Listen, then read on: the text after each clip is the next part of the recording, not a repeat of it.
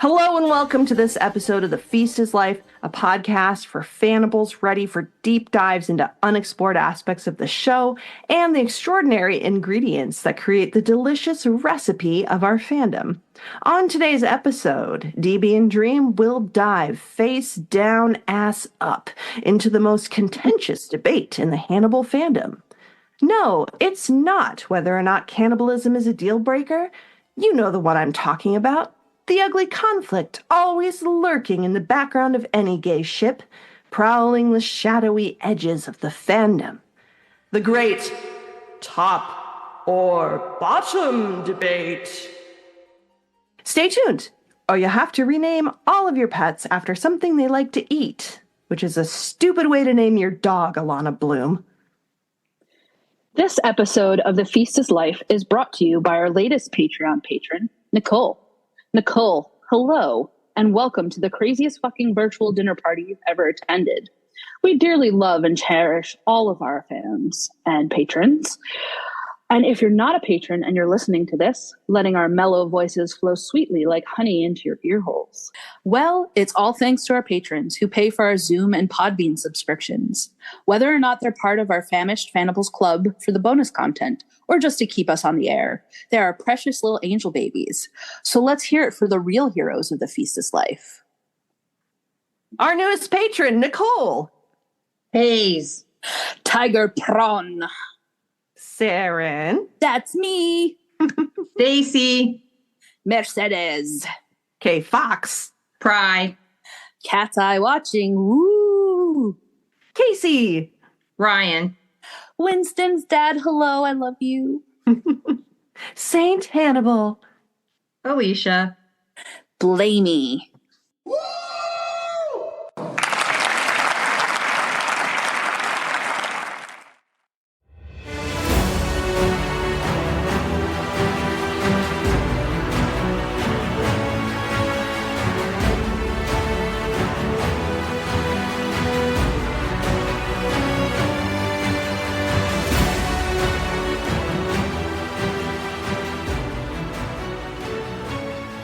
Welcome and good evening, sirs, ma'ams, mixes, and associated submissives. Tonight, in the switching hour of 8 p.m. Eastern, 7 p.m. Central, we are about to delve into a topic so deep, so forbidden. Please allow these dulcet tones to soothe you as we probe into the dark heart of discourse. The subject of tonight's episode is one that has torn friendships asunder on Tumblr and even caused minor rifts in the space-time continuum. The great top or bottom debate. This fraught but enduring object of verbal and textual intercourse is an ancient one, spanning back at least a few millennia to when Aeschylus first dropped his OTP, Achilles and Patroclus, and tore Greek apart with violent disagreements about whether Achilles was the Erastes or Eromenos. Indeed, Plato's own position on their bedroom positions went against Myrmidon fandom canon. What does that mean? That means we don't know what it means. We're going to give you a hell of a show.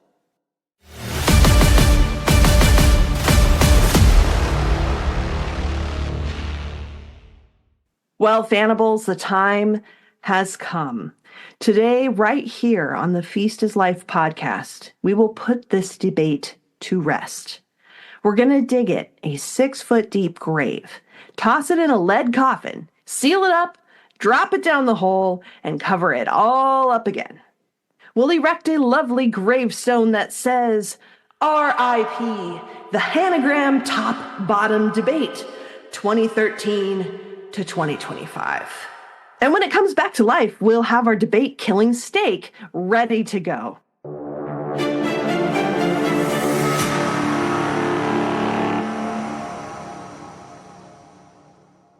How are we going to do this, you ask?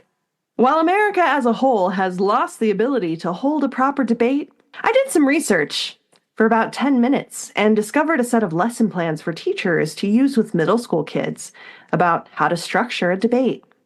This was just the right maturity level for this. Let's face it, stupid but persistent debate, and it gave us a nice little format to work with. And luckily, you'll also have a trans person at the helm to keep things civil and gay I'd like to introduce tonight's moderator, Saren. You may recognize Saren from such fandom classics as The Day the Hannabeard Disappeared and Willy Wally, Kevin Josh, Foster Graham, and the terrible, horrible, no good, very bad day. No? Okay. Well, how about their exciting PSAs on this very podcast? Oh, this is your first podcast episode? Well, take it from us. Saren is very gay and also trans and has helped ensure that we do not founder on the rocks of today's debate. These days, you can find him making arts on Canva and on paper and actual canvas, hyping up their favorite writers on AO3 with kudos and comments, or being a bunny on Hello Kitty Adventure Island. Don't use lady terms for them or they'll put you in the soup.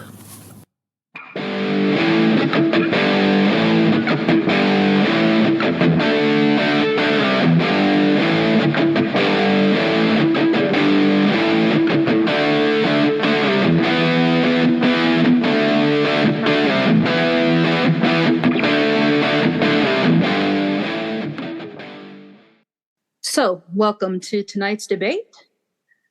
Ladies, gentlemen, and assorted human beings and cryptids, get ready. The gloves are about to fucking come off. For tonight's proposition statement, Will Graham is the bottom of the Hanagram ship. This side will be argued by Dream. Say hi, Dream. Hi. And for tonight's opposition statement, Hannibal Lecter is the bottom of the Hanagram ship. This side will be argued by DB. It's a pleasure to be here. And for my contrarian statement, I think they're both asexual sides, so fuck all y'all. Just kidding. Does that mean it's over? Yep, sorry guys, the debate's over. No, just kidding. All right, Dream. All right. Time to step on up to the podium and make us cry like whoever is the bottom. Just like Will Graham's going to cry.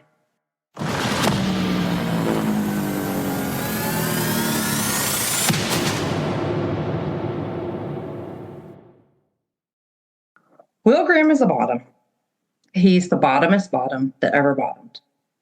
He wants to be led. He wants to be dominated, specifically by Hannibal, who is a total control freak and the toppiest top who ever topped. Will's empathy makes him more receptive to penetration, both physically and psychically, which I'll get into in a moment. A well-documented scientific fact is that bottoms have more empathy. Bottoms are more vulnerable as the receiver, more open both mentally and physically. Don't get me wrong. I'm not calling Will loose by any means, just delightfully malleable. And we know how much Hannibal likes to mold Will in not only his image as a murderer, but his image of a lover. Psychically loose is the term I was going for. Sorry, Will. I would posit that Hannibal would never allow himself to bottom because his childhood trauma has caused a psychic block to vulnerability and being in vulnerable states. He's allergic to it. In the show, Hannibal exercises extreme control over his body, what he puts into it, what he puts on it, and how he interacts with the world. Will deals with a massive amount of fear, poor Alana and Uncle Jack, letting go, letting someone inside him, carving him out as a way to escape from this fear, to be taken care of, nurtured through Dick. It's obvious to me that there's something vital missing for Will, and that's Hannibal's cock in his ass. Hannibal wants Will to relax with himself, and what better way than to de-stress via his derriere? My own spouse, if you can remember him, esteemed representative from the Council of Ians, who also happens to be a bottom, is a bottom Willie G. truther. He states, "It takes one to know one." There you have it, folks. The authority that is the Council of Ians has spoken. The ability of one bottom to recognize another is truly innate.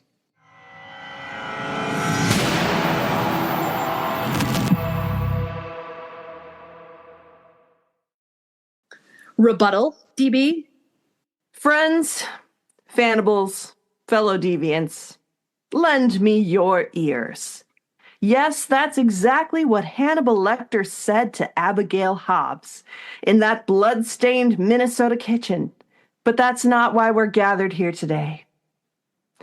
1/4 years ago, Brian Fuller brought forth on this continent a television show, the equal of which has never again been achieved.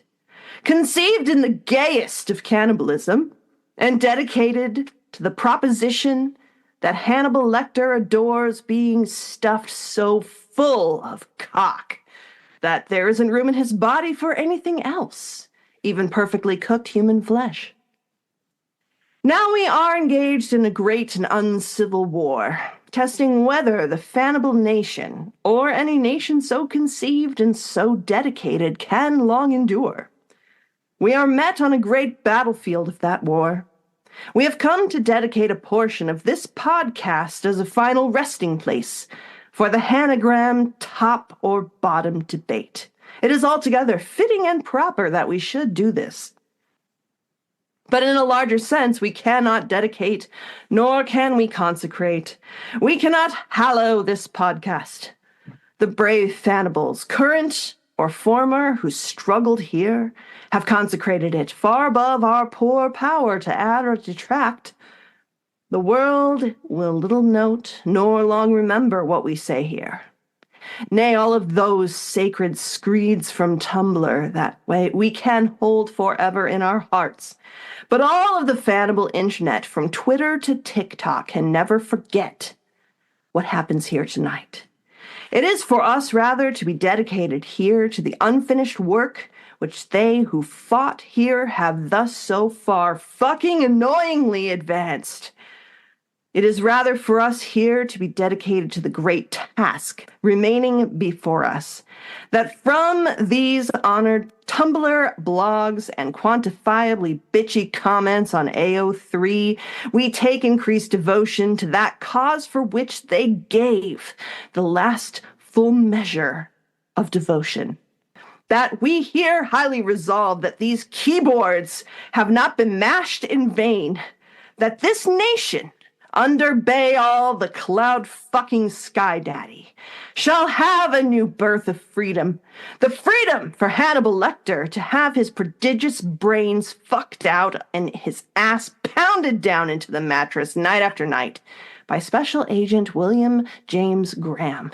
A declaration of bottom Hannibal supremacy of the Fannibals, by the Fannibals, and for the Fannibals, shall never perish from this earth.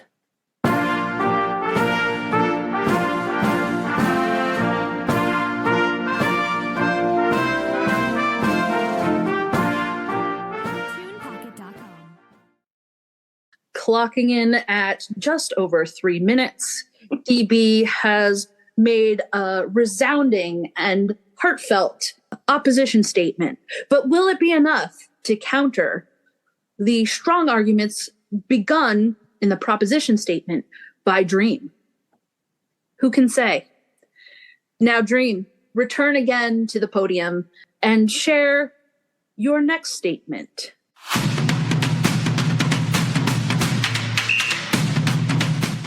Will has the physical and emotional characteristics of a bottom, namely, my favorite, a fat and breedable ass. He looks good on all fours. Cast yourself back to when he was turning into the Ravenstag while in the Baltimore State Hospital for the criminally insane. His back was arched like a total pro. He also looks good covered in fluids, blood or semen, take your pick, or both of them. That's good too. There is a long and storied argument regarding feminine and masculine when we discuss top and bottom. So often, masculinity will be associated with the top and femininity will be associated with the bottom. Will, physically, is more feminine.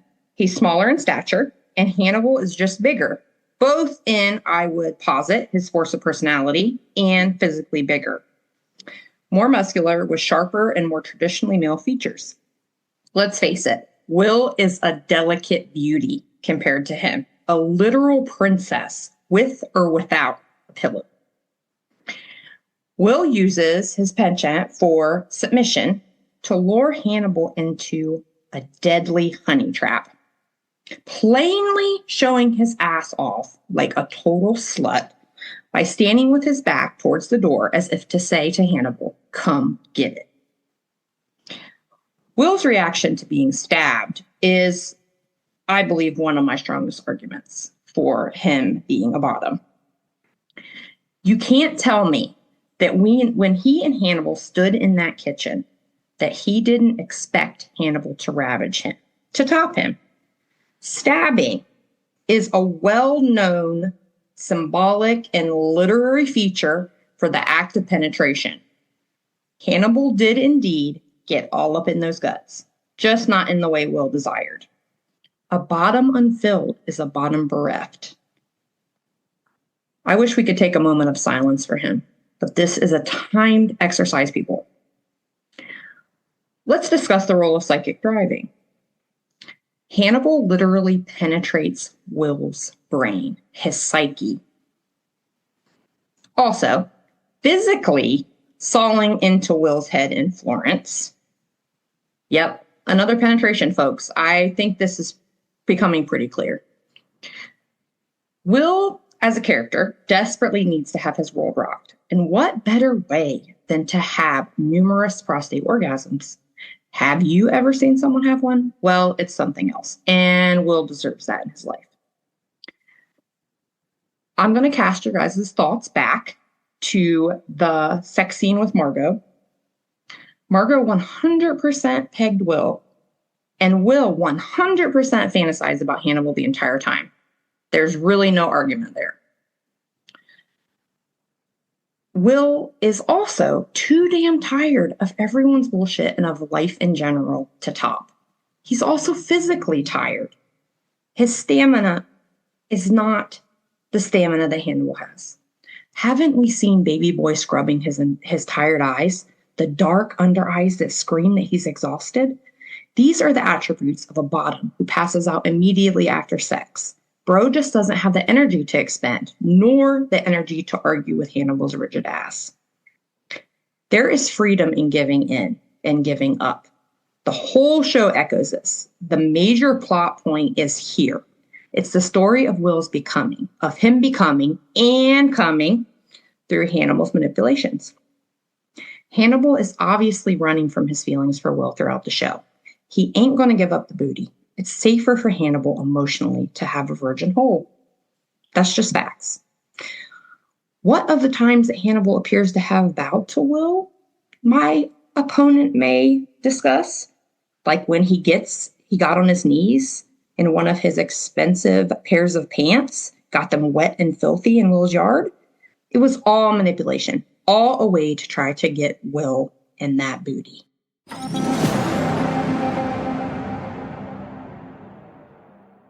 Thank you, Dream. That was a compelling secondary statement. Dream, you ignorant slut.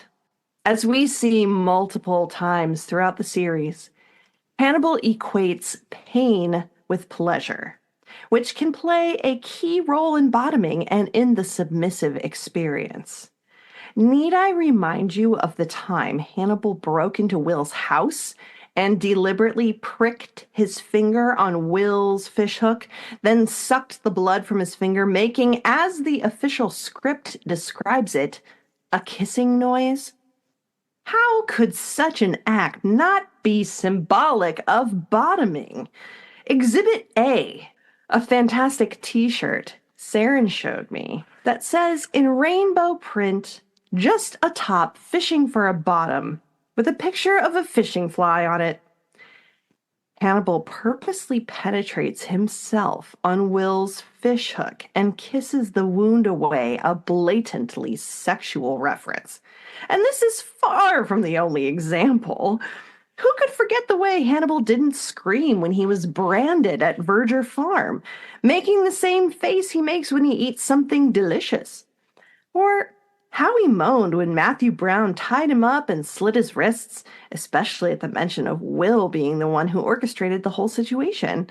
I could go on, but it's entirely unnecessary. But yet I will, for science. According to peer-reviewed psychological research conducted by Craig M. McGill and Joshua C. Collins at the prestigious and very famous Florida International University, which I have absolutely heard of before and is absolutely a household name in America and indeed the world, because international is in the name of the college. Hannibal Lecter is psychologically predisposed to bottoming. First of all, assuming this is Will's first gay relationship, Hannibal will indeed be more comfortable with bottoming because he's more comfortable with his sexuality as a whole.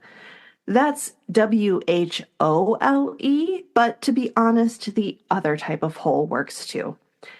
They don't call it a homophone for nothing. The stereotype that being penetrated is emasculating is held by many, but Hannibal clearly gives zero fucks about performing traditional masculinity as he cries in public in front of God and everyone at an opera song of all things. I mean, every millennial who has ever had a cishet father knows that real men only cry at the end of Braveheart when William Wallace yells, "Freedom!" Hannibal has embraced his trad wife existence. He cooks nonstop, he wears aprons, and he holds the record for being the most well-dressed person in the entire state of Maryland, if not the entire Delmarva tri-state area. Unlike Will's Hulk reference, I actually like Hannibal a lot when he's psychoanalyzed. And under that high-powered lens, he is revealed to be a man who desperately needs someone else to take the reins, metaphorically or literally, and dominate in the bedroom. Hannibal craves the opportunity to relinquish control. Otherwise, why else would he look so smugly titillated and unconcerned for his safety every time he's depicted in bondage?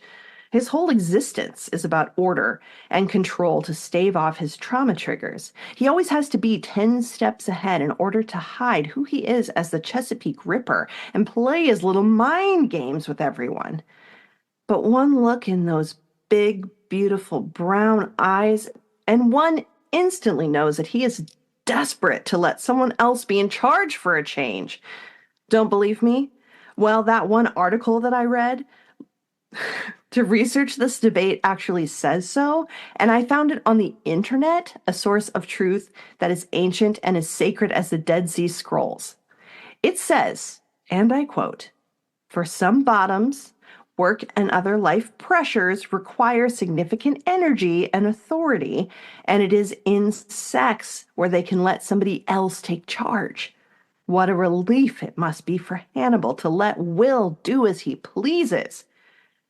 Lastly, Hannibal is a glutton for sensation. He loves good food, good wine, good music, and all the finer things in life. He's canonically a very sensuous person who denies himself nothing when it comes to luxury, and all the little details in his day that make him feel pampered and special. You cannot look at this man and say he doesn't put stuff in his butt. He's a doctor, top of his class at medical school. He knows about the prostate. He knows that the nerve endings of the anus are directly connected to the brain, like his mansion is to Will's farmhouse via the Baltimore-Washington Parkway. When someone says it's, quote, out of character for Hannibal to bottom, I say nay. Nay! It is out of character to say that he doesn't bottom. Hannibal's clinging to this ridiculous interpretation of his character are, in fact, committing the most heinous love crime. Thank you.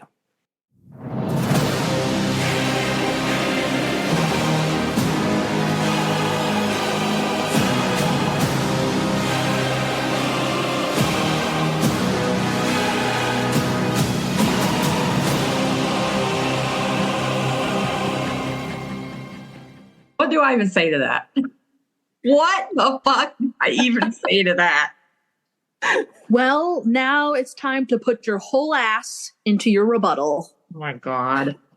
Okay, I will give it to you that I will concede 1 point. I'm going to concede 1 point, and that's the only point that I'm going to concede.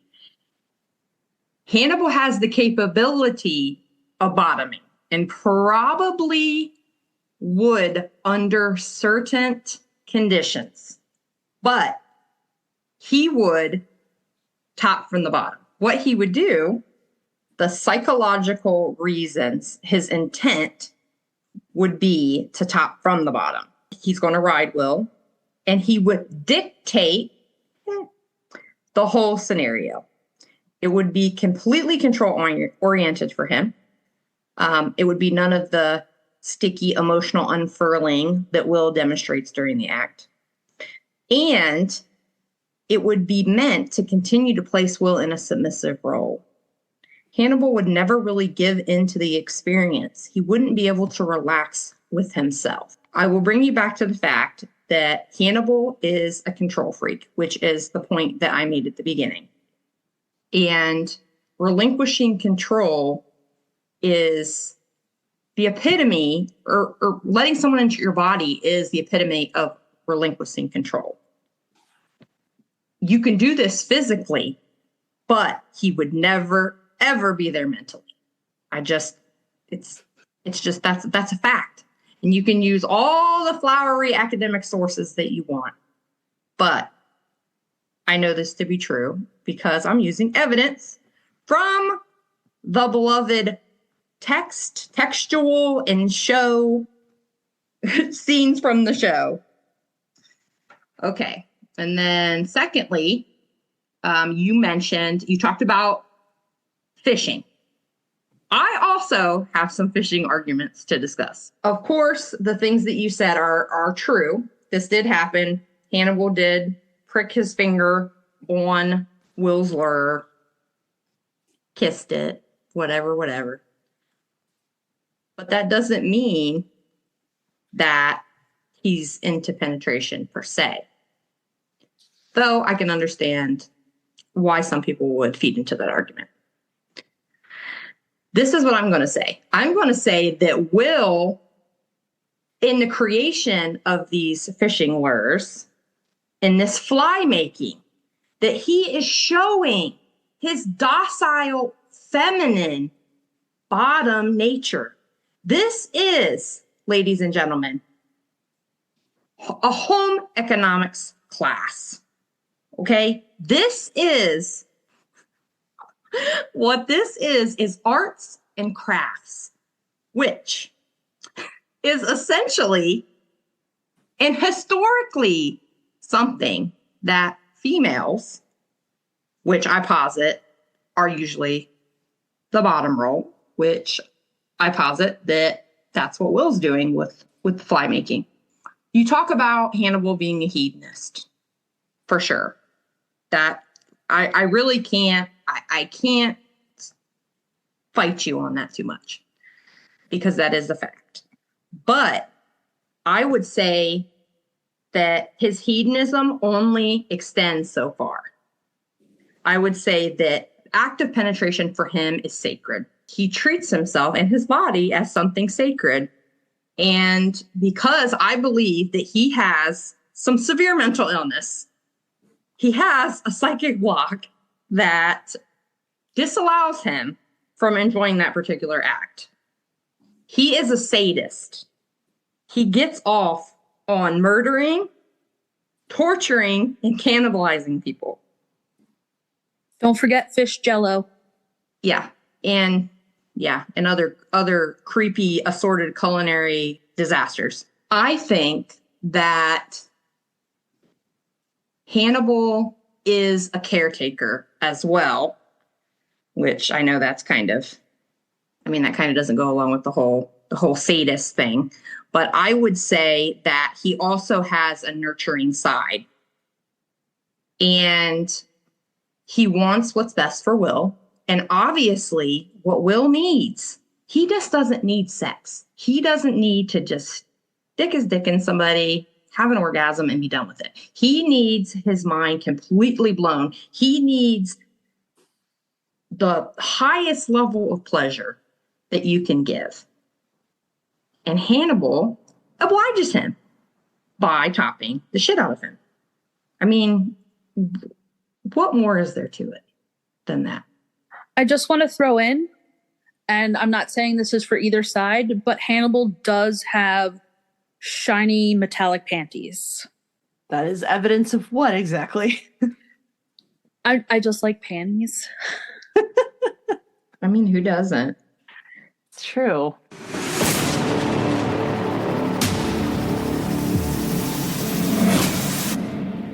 And now for the stunning conclusion. Dream has made her rebuttal, and DB is about to make her rebuttal. We are in the quad buttle stage.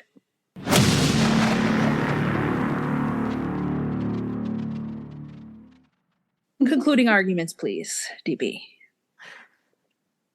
Dream, Saren, patrons, Fanibles worldwide. I have presented an argument tonight as if I have descended the mountain bearing stone tablets upon which God himself has written his commandments. Look upon them and absorb their righteousness, for lo, upon them is writ the word of the Almighty. Hannibal Lecter is a bottom. Amen. Dream, you mentioned home economics courses and how Will's fishing lures could be considered a feminine art form. I find your comments laughable when Hannibal Lecter is literally a home economics teacher. He could run a class for anyone and teach them the most important things about keeping a happy husband and a happy home. All of it while doing the most wonderful cooking you've ever seen, the most fanciest knife work, and of course, wearing the most spotless and beautiful aprons. He is the definition of trad wife. And arts and crafts, have you not seen those centerpieces? Yes, Hannibal is very, very careful about what he puts into his body, but does he not literally put people's meat inside of him every day? You also mentioned that Hannibal's trauma gives him unquenchable need for control. But when asked about his past by Bedelia du Maurier, Hannibal said, "Nothing happened to me, I happened," which is his attempt to take such control over his traumatic past that he would not become a top. Oh no. Hannibal must prove that he is powerful not by topping, but by bottoming. Is it not the toppiest of top energies to be so comfortable with yourself that you are so comfortable with your topness that you can bottom? I don't know, but I'm going to say yes. Dream, I'm also outraged. I'm outraged by your salacious statements. You asked in front of God and everyone if Will Graham looks good on all fours. He looks good on all fours? That was your statement. He looks good on all fours. Have you not seen season 3? With the whole Verger farm incident, where Hannibal is tied up in a stall like a pig on all fours with literally no clothes on. I think that the scene speaks for itself. Hannibal is such a subby bottom that Will Graham's imago of him that he visualizes in his mind enjoys it tremendously when Will overpowers him and shows off his dominance. When Will kills Randall Tier with his bare hands, ripping off the animal mask to beat him into unconsciousness with his fists of fury, Will imagines that he's punching Hannibal. And the Hannibal in his mind, nose and mouth bloody, just lies there and takes it with a smile on his face. Oh, hit me again, Will. Do it again. Or how about when Will imagines cutting Hannibal's throat while he's suspended in bondage over Mason Verger's pig pit? Come on, folks, the truth is right there in front of your blood-splattered faces. This is just one of the many ways Hannibal is psychologically predisposed to bottoming. His orderly life just begging for a strong top like Will Graham to give him a break from it. And getting reamed like there's no tomorrow is absolutely something a hedonist who enjoys collecting wild and adventurous life experiences would do. I know what the naysayers are going to be naysaying. Oh, Will has to be the bottom because he's like 2 inches shorter and less thick than Hanny. Some might say it's more, quote, aesthetically pleasing or the, quote, correct dynamic. Listen, the physical difference is negligible. And we don't know how big Will Graham's dick actually is, though it seems pretty massive, considering the bulge it makes in those slutty little blue boxers. Being 2 inches shorter does not exile Will from top land to wander the desert for 40 years or whatever. Some people might want to spout lies about Will Graham. Lies like, he isn't dominant. Oh, please. Do you not remember the moment in The Wrath of the Lamb when he's standing there drinking wine, completely unbothered that Hannibal just got shot and is laying on the floor all vulnerable? That is unquestionably top energy. He looks like a panther ready to pounce, and pounce he does. Remember the episode where he imagined Abel Gideon's escape from the back of the prison van? He came flying out of that thing like a Wolverine on cocaine, and I'll be damned if that isn't top energy. Finally, those in the bottom Will camp may try to use research to overthrow my position, but it will not be so. Yes, there is research that bottom partners are more empathetic than tops. But lest we forget, the show script itself proclaims that cruelty requires a high degree of empathy. And that Hannibal is, by far, one of the cruelest characters in the show. Ergo, he has what it takes to be a champion bottom. Fannibals may cry, peace, peace, let this ancient feud be at last buried. But there is no peace. This war shall never end unless it ends with a righteous victory. The next gale that sweeps from the ancient crevasses of Tumblr and the marrow of the bleached bones of what once was Twitter will bring to our ears the clash of resounding arms. Our brethren are already in the field. Why stand we here idle? What is it that you bottom will truthers wish? Is life so dear or peace so sweet as to be purchased at the price of oppression and tyranny? Forbid it, almighty Baal. I know not what course others may take, but as for me, give me bottom Hannibal or give me death. Thank you.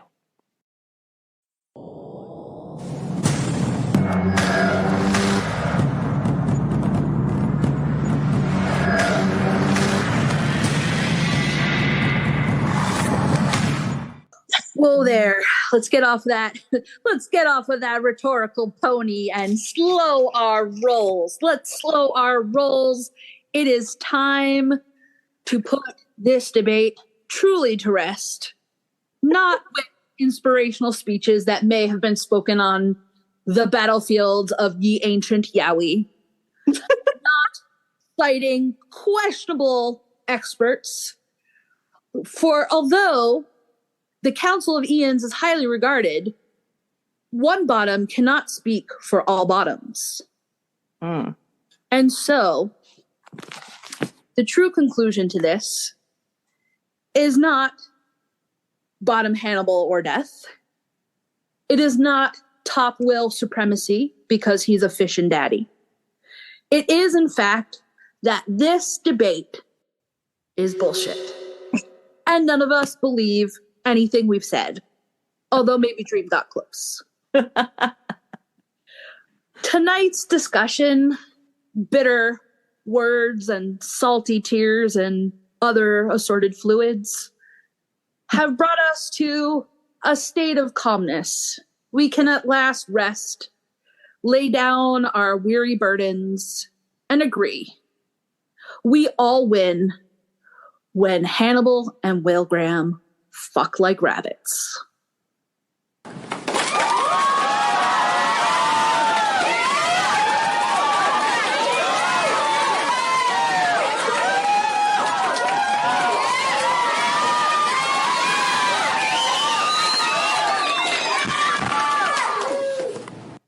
Oh my God. I'm so sorry. I was so over the top, but I've had a couple of drinks now. It was literally hilarious. That was the fun. funniest shit I've ever heard in my life. Dream is just I like didn't- very matter of fact. And here you No, it was so hard to like rebut her because she had some arguments that I didn't expect her to make. So I like went back because you didn't hear all the other stuff that I said. I actually, you know what, Sarah, and I should have kept some of that stuff from the beginning and not read all of that, like all my stuff up front. Because I gave like all my points up front and I should have used some of them because I had already used them. Damn. You know, Sneaky. it's a rookie mistake. Fake news. I hope it became clear through my blatant plagiarism of famous speeches, because I literally Googled famous speeches and just changed the words around to be about two gay cannibals. The point here, in case you're just tuning in and this is a War of the Worlds moment for you, this was not real, okay? What we were trying to do here, if it wasn't obvious, and I just making sure that we are explaining this in case people were confused, is using hyperbole and satire to point out the long-standing ridiculousness of conflicts in the fandom regarding topping and bottoming. Mostly because, Saren, why don't you tell us why the definitions are pointlessly flimsy and that there's not really a good way to talk about what either one really is?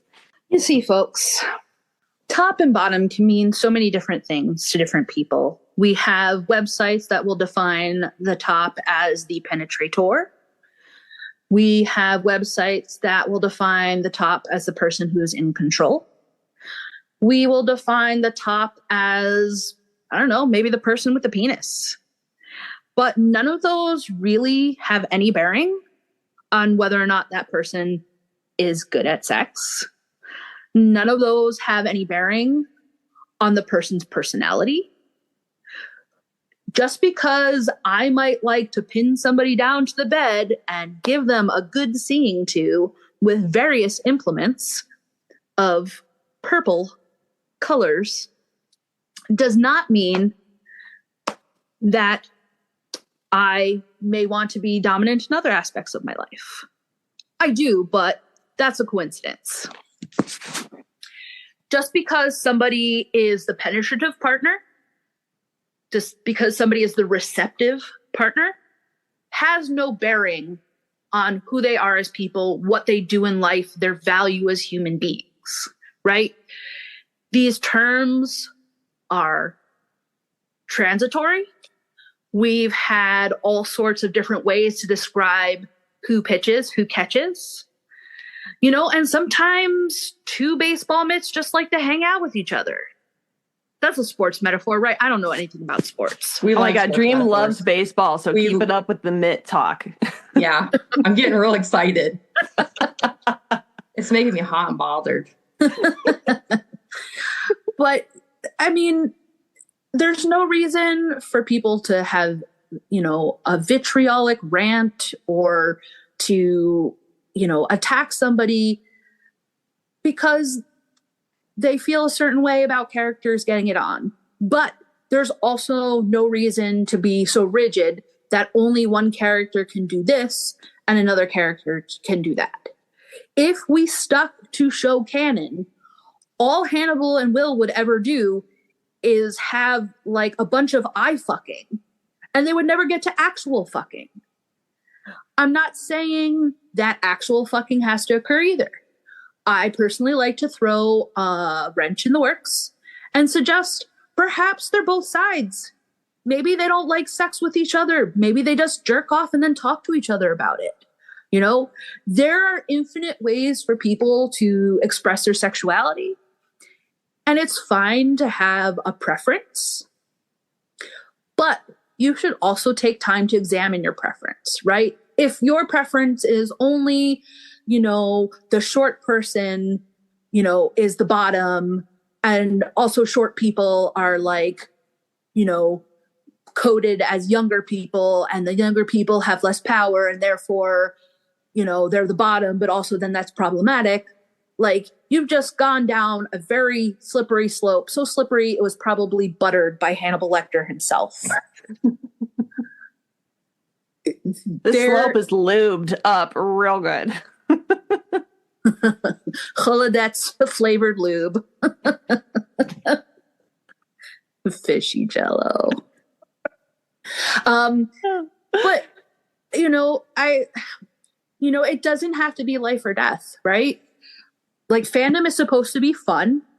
We build community. We talk to people. We get unhinged. We appreciate people's creations. And when we go on the darker path, and not the sexy darker path, but like on the darker path where, you know, if a creator doesn't fulfill X for you, then they're bad or they're doing it wrong.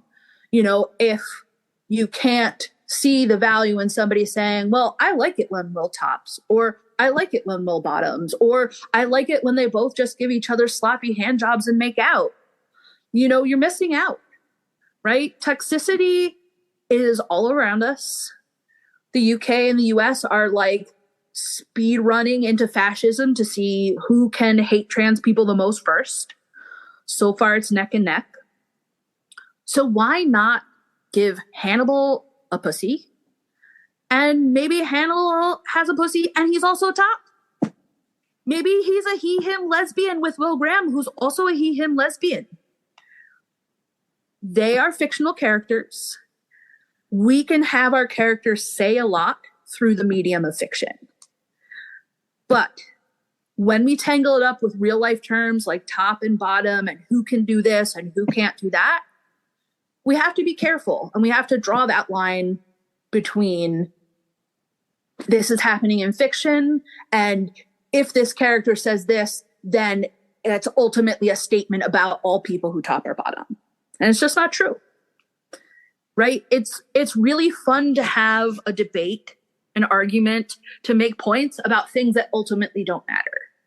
And when I say don't matter, you know, you can like top Hannibal, you can like top Will, you can like when they're switch or verse, you know, and that's fine.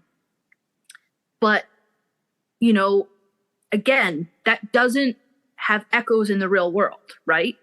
It doesn't mean that, oh, well, Will has dark brown hair and blue-green eyes, and he bottoms for Hannibal in this one fic. That doesn't translate to all people with brown hair and blue eyes are bottoms, right? That would be silly. That would be silly. That would be pointless. And that would be completely inaccurate, right? No two people who bottom have the same meaning for what bottoming is to them. No two people who write bottoming fiction write bottoming the same way, unless you're AI and you've stolen things and then you just turn out the same garbage. And don't do that. You know, like, I feel like the tone has gotten like way serious from our earlier Unhinged stuff, but like, I think that a sense of community is really important now, right? And we should fight about the things that matter, right? We should push racism and transphobia and heterosexism and, you know, homophobia out of our fandoms, right? Those things are universal wrongs. They're not right to do. We should not allow xenophobia into our fandom, right? Immigrants make the world.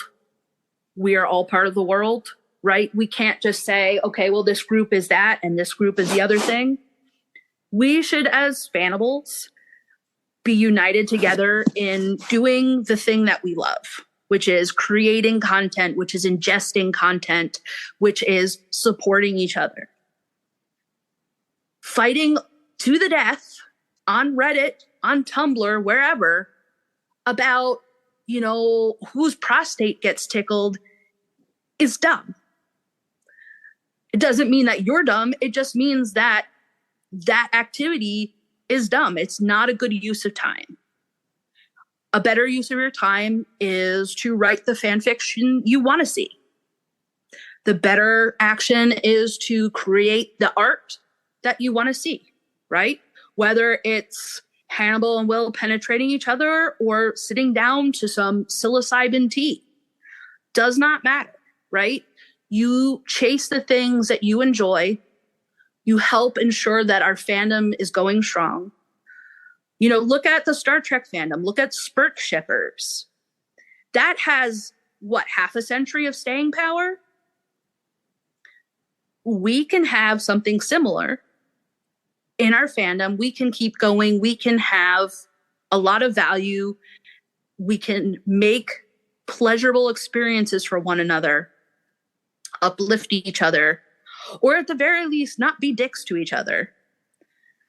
And we'll have something more valuable than if all we do is end up, having bitter arguments about what an imaginary character can or can't do. Damn straight. Put a period on that. Yeah. I couldn't have said it better myself. And I wouldn't. I know, right? So. Oh my God. That was fantastic. Thank you, Sarah. That sums up, I think that sums up everything that we've discussed. Honestly, like amongst ourselves about how we all feel about fandom and then this debate. Oh yeah. So to me, the issue is that people are yet again obsessed with this concept of a binary existence where you're either on one side of a coin or another. When, there are a gajillion different shades of gray in between black and white, that if top is on one end of that spectrum and bottom is on the other, and then I think we mentioned in the Discord too, it's like completely matters who you're with and like what they like and, how the vibe is feeling that day and so forth.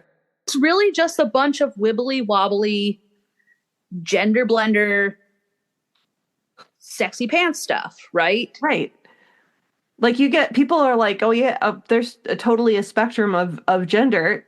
Then if you believe in the concept of there being like a spectrum of anything, then the concept of a binary top and bottom should fall into the category of making no sense.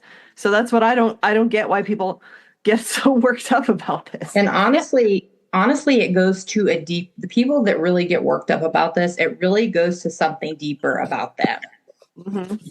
What I sort of think is that maybe people that become so passionate about this are doing this because they want to protect their identity in a way that they feel that identity is so close to them and they want to feel that it's right.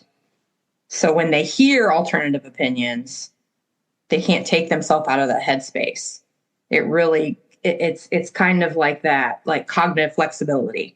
Mm-hmm. Are they able to some people just aren't able to put themselves in other people's shoes. Some people just don't have empathy in that way. And it doesn't mean that your identity as a top or bottom isn't important.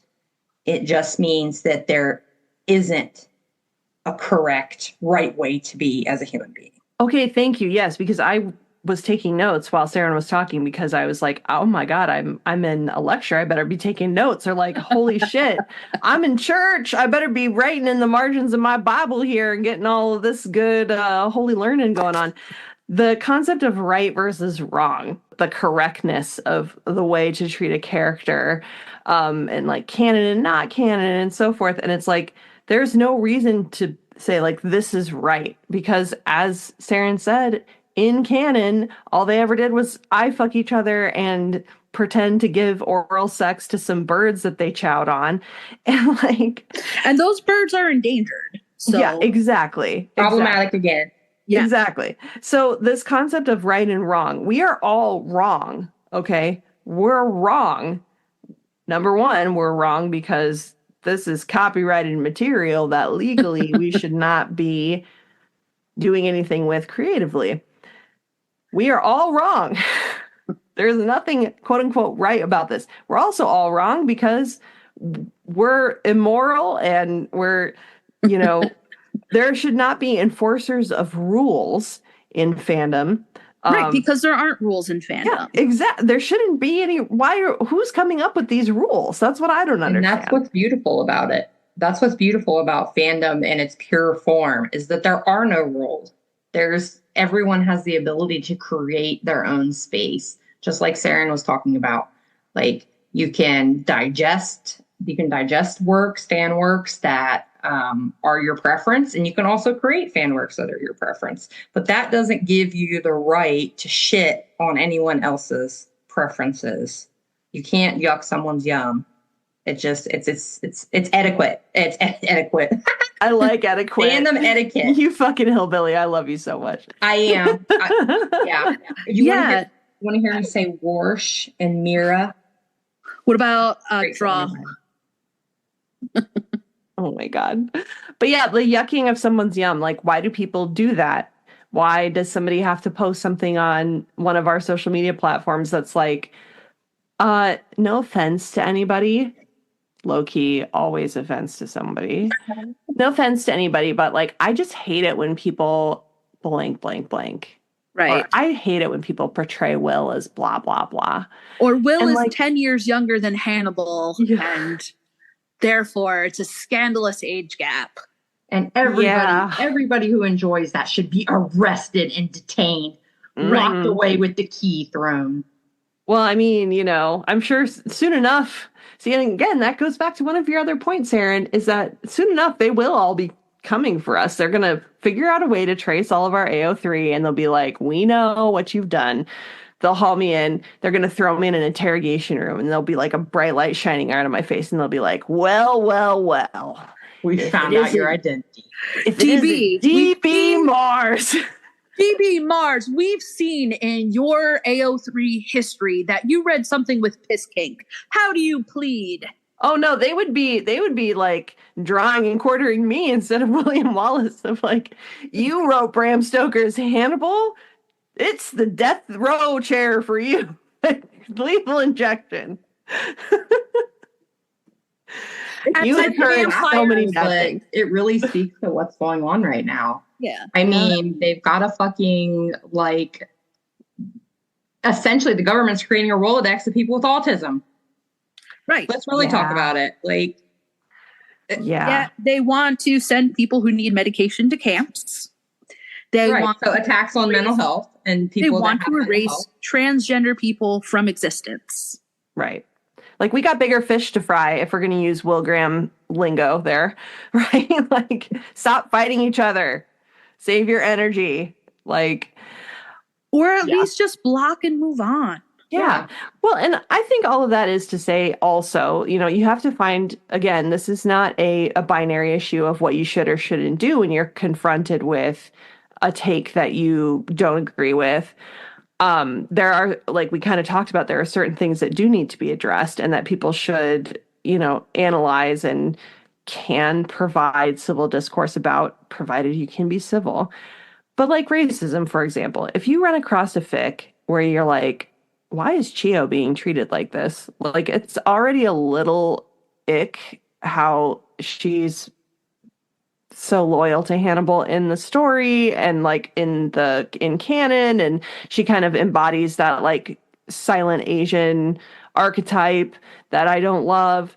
But so if someone in a fic was like blatantly like if I was reading it, I was like, holy shit, like this is just not okay.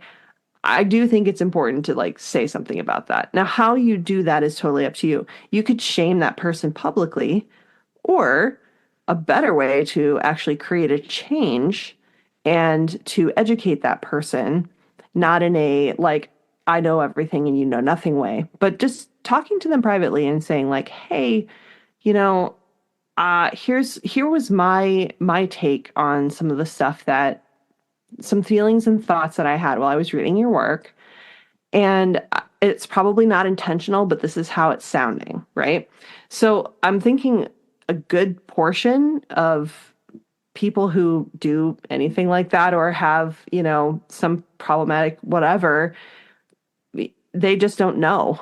Do you know what I'm saying? Like they've never had that. They just have no clue. Right. Some people do double down though. And sometimes a gentle call in or a private message doesn't get you where you want to go. We know this with a lot of weird AI theft and scraping that's been going on with AO3 and other sites, is that there are some people who just think that they can do what they want and that other people should be fine with it. Yeah. So yes, returning to your point, DB, it behooves us to think outside of like a black and white solution, but also knowing where your boundaries are, knowing what your limits are, right? You tried to educate somebody, you maybe tried it the nice way, maybe they're just really awful about it and you do call them out. Or maybe you just completely block them. Or, there are a lot of folks who are in the fandom or fandom adjacent or in other fandoms who are doing really great work with trying to deconstruct some of the isms that really get baked into our works, right? I mean, none of us are free from biases, and as white folks, I think we also have to own up to that as well. When we're looking at the source material, Thomas Harris, he has written some truly troubling things in the books. There are some things that are really upsetting to me in one of his books that was written, within the last, 20 years. It wasn't like his original books from the 80s where, he maybe didn't know better. Like if you're writing in the late 1990s, close to 2000s, like you shouldn't say fucked up things about Margot Verger, like taping her clitoris down because she takes this, she's like doing like bodybuilding steroids. Oh my God. Right? Like, I mean, okay, sorry. We're doing a reread or we're doing a read or a / reread right now. And we started with Hannibal Rising. So I'm interested to get to that part. Yeah. So, I mean, we have source material that has its issues, right? We have a show that even though many aspects of the show are good, it still has some issues. One of the things that I was recently thinking about and writing about is that in the book, they make Margot Verger this sort of awful stereotype of like a butch lesbian and or trans person. And then in the show, I feel like it's almost a way to overcorrect. They made her this very dainty feminine person, right? There's such limited butch representation that's positive in shows. And I, thinking about the show, thinking about the books, thinking about fandom and all of that stuff, like I just, sometimes you just don't have good things to work with. Sometimes well, and that's where the magic comes in, though, because you can take something that wasn't, doing it for you. Oh boy, here comes hi. You're back again? Yeah. Oh, okay. But that's, it wasn't working for you. And so you fix it, right? You write the fix it or okay. Yes. Other child. Yes. So so toxicity, bad. Gay people, stop fighting each other. Yeah. And I also wrote this down. I think it's kind of cool, so I'm just going to say it. Our creations themselves within fandom are inherently radical because they fight capitalism and copyright. And so, and they also are inherently radical because of their queerness. So we should just find that beautiful and embrace the freedom that promises. Absolutely. Whatever flavor of queerness we create, with our works and with our art and with our writing is going to bring something beautiful to the Fannibal Feast.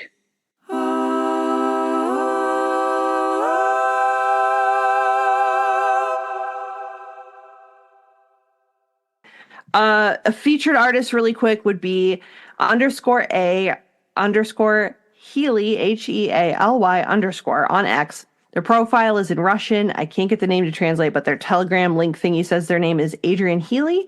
I also found the name Sasha. But anyway, they did some fan art of Bram Stoker's Hannibal, which just always sends me into outer space when people do stuff like that.